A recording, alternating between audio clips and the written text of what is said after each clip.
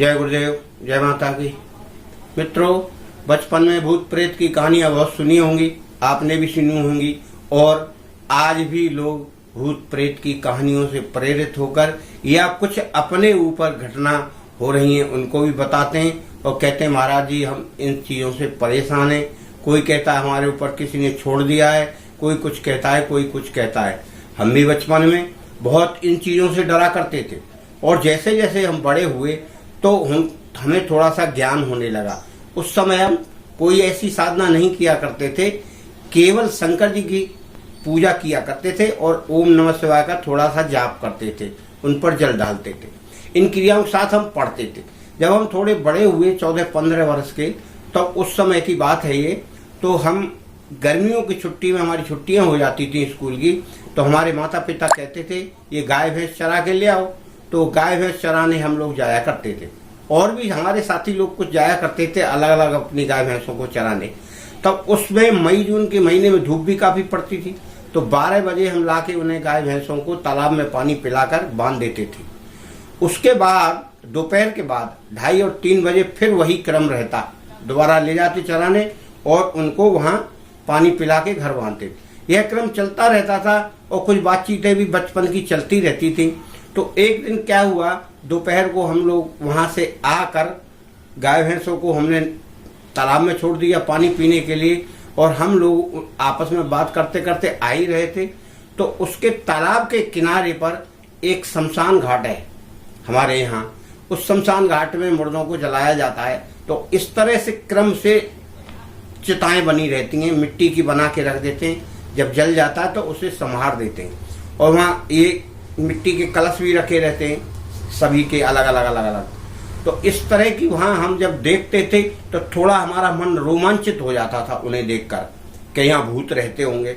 और भरी दोपहरी में लोग वहाँ कम रहते हैं, निकलते कम है। तो वहाँ देखकर एक दिन हम लोगों ने यह सोचा कि चलो आज भूत देखा जाए। भरी दोपहरी, बचपन का समय और मूड में आ गया। तो हम लोग लठ लिए थे लंबे लंबे, इतने लठ।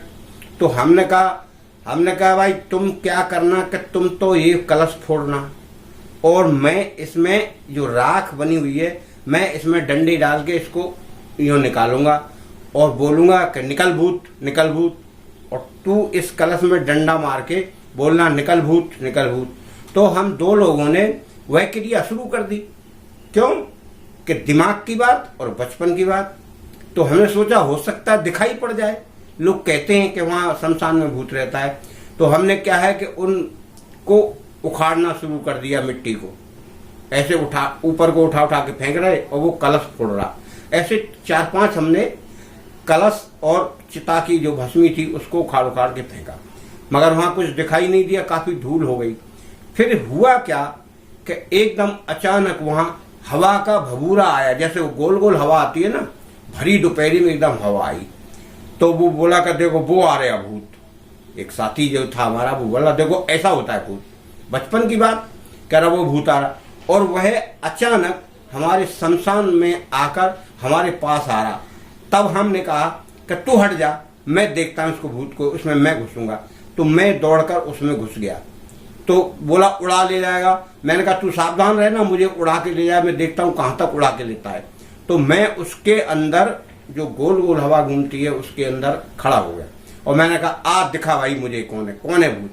तो इस तरह की जब घटना मेरे साथ हुई तो मैंने देखा कि वहां तो कुछ नहीं है, उसके अंदर कुछ नहीं निकला। तो हम लोग दोनों बोले कि सारे के सारे लोग झूठ बोलते हैं, ऐसा कुछ नहीं होता, कोई भूत मूत नहीं होता तो यहाँ रहता और होता तो हमें दिखाई भी पड़ता, मगर यहाँ तो कुछ नहीं दिखाई पड़ा।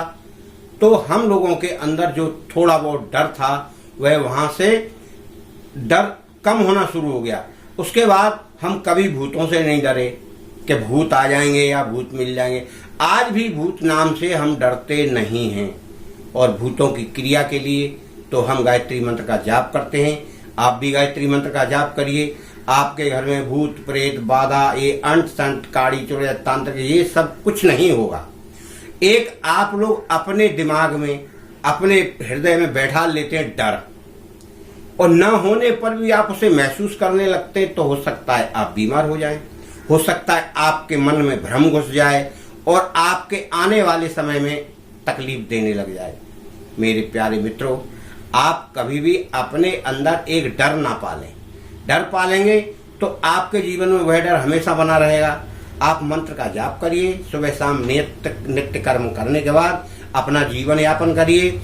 बेफालतू के झूठे प्रपंचों में ना पड़कर आप भगवान की भक्ति करेंगे तो आपको अवश्य लाभ प्राप्त होगा।